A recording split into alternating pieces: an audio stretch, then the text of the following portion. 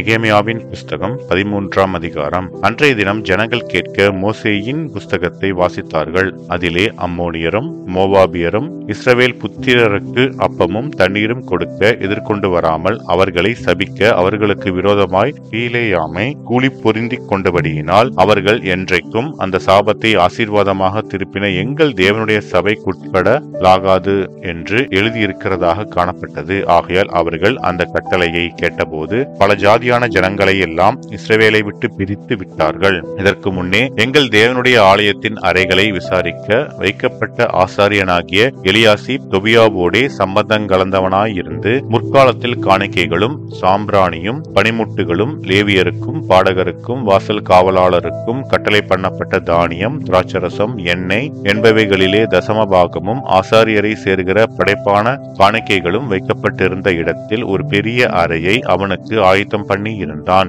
இதெல்லாம் நடக்கும் போது நான் எருசலேமில் இல்லை. பாபிலோன் ராஜாவாகிய அர்தசஷ்டாவின் 32ஆம் வருஷத்திலே நான் ராஜாவின் இடத்திற்கு போய் சில நாளுக்கு பின்பு திரும்ப ராஜாவின் இடத்தில் உத்தரவு பெற்றுக்கொண்டு எருசலேமுக்கு வந்தேன். அப்பொழுது எலியாசிப் தொபியாவுக்கு தேவனுடைய ஆலயத்து பிரகாரங்களில் ஒரு அறையை ஆயத்தம் பண்ணினதினால் செய்த பொல்லாப்பை அறிந்து கொண்டேன். அதனால் நான் மிகவும் மனமடிவாகி தொபியாவின் வீட்டு தட்டு முட்டுகளை எல்லாம் அந்த அறையிலிருந்து வெளியே எரிந்து விட்டேன். பின்பு நான் அறை வீடுகளை சுத்திகரிக்க சொல்லி தேவனுடைய ஆலய பணிமுட்டுகளையும் காணிக்கைகளையும் சாம்பிராணியையும் அங்கே திரும்ப கொண்டு வந்து வைத்தேன். பின்னையும் லேவியருக்கு அவர்கள் பங்குகள் கொடுக்கப்படவில்லை என்பதையும் பணிவிடை செய்கிற லேவியரும் பாடகரும் அவரவர் தங்கள் வெளிநிலங்களுக்கு ஓடிப்போனார்கள் என்பதையும் நான் அறிந்து கொண்டேன். அப்பொழுது நான் தலைமையானவர்களோடே வழக்காடி தேவனுடைய ஆலயம் கைவிடப்பட்டு போவானேன் என்று சொல்லி அவர்களை சேர்த்து அவரவர் நிலையில் அவர்களை வைத்தேன். அப்பொழுது யூதர் எல்லாரும்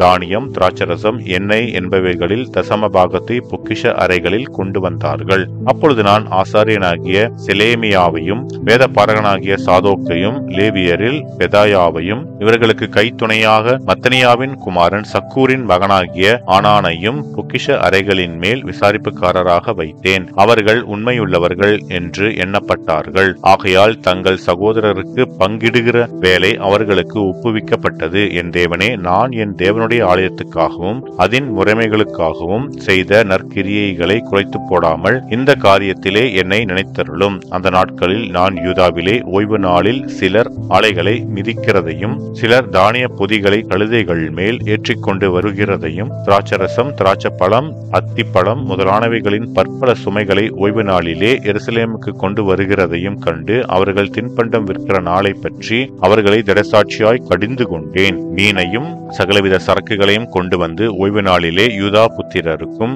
எருசலேமில் இருக்கிறவர்களுக்கும் விற்கிற சில தீரியரும் உள்ளே குடியிருந்தார்கள். ஆகையால் நான் யூதாவின் பெரியவர்களை கடிந்து கொண்டு, நீங்கள் ஓய்வு நாளை பரிசுத்த குலைச்சலாக்குகிற இந்த பொல்லாத செய்கை என்ன?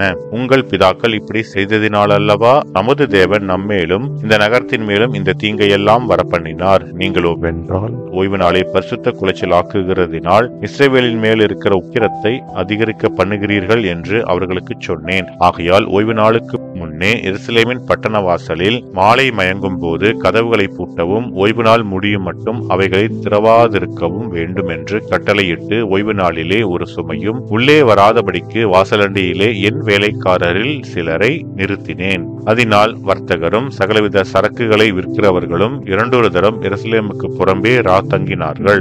அப்பொழுது நான் அவர்களை திடசாட்சியாய் கடிந்து கொண்டு, நீங்கள் அலங்கத்தண்டையிலே தங்குகிறது என்ன? நீங்கள் மறுபடியும் இப்படி செய்தால் உங்கள் மேல் கை போடுவேன் என்று அவர்களோடே சொன்னேன். அது முதல் அவர்கள் ஓய்வு நாளில் வராதிருந்தார்கள். ஓய்வு நாளை பரிசுத்தமாக்கும்படிக்கு உங்களை சுத்தம் பண்ணிக்கொண்டு வாசல்களை காக்க வாருங்கள் என்று லேவியருக்கும் சொன்னேன். என் தேவனே, இதை குறித்து நீர் என்னை நினைத்தருளி உம்முடைய மிகுந்த கிருபையின்படி எனக்கு இறங்குவீராக.